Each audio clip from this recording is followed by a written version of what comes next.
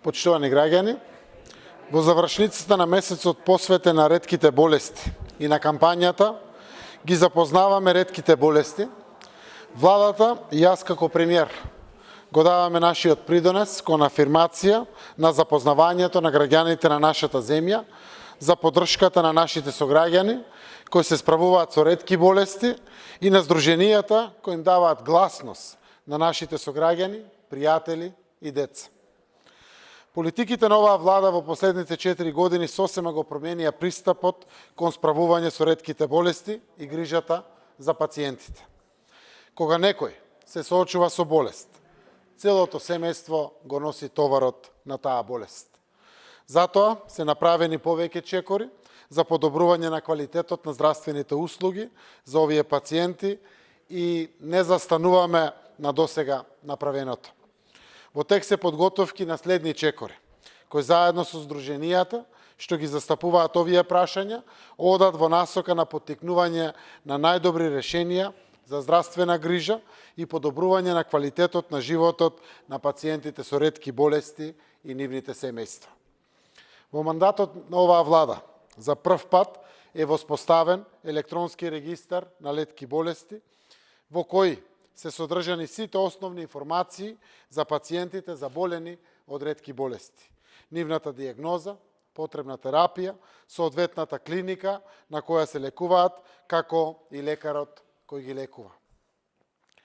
Благодарение на регистарот, секој лекар од јавните здравствени установи кој лекува пациент со ретка болест има увид само за своите пациенти кои ги лекува, како и увид и целосна евиденција за пропишаната терапија.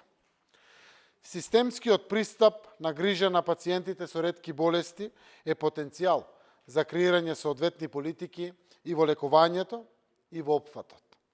Во однос на бројот на пациенти кои примат терапија преку Фондот за здравствено осигурување е забележлив растот на опфатени пациенти од 96 во 2015 до 190 во 2020 година.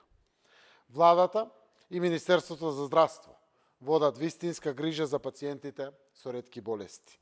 Покрај воведувањето на нови 9 лекови и овозможувањето на потребната терапија за пациентите, воспоставувањето на електронски регистар за оваа група на пациенти, исто така во континуитет се зголемува и буџетот за ретки болести. Во 2017 година буџетот за ретки болести изнесуваше 213 милиони денари, а во 2020 година тој е дуплиран и изнесува 527 милиони денари. Со изготвената национална стратегија за ретки болести на Република Северна Македонија 2020-2030 имаме документ со насоки за планирање и имплементација на системски решенија за пациенти со ретки болести.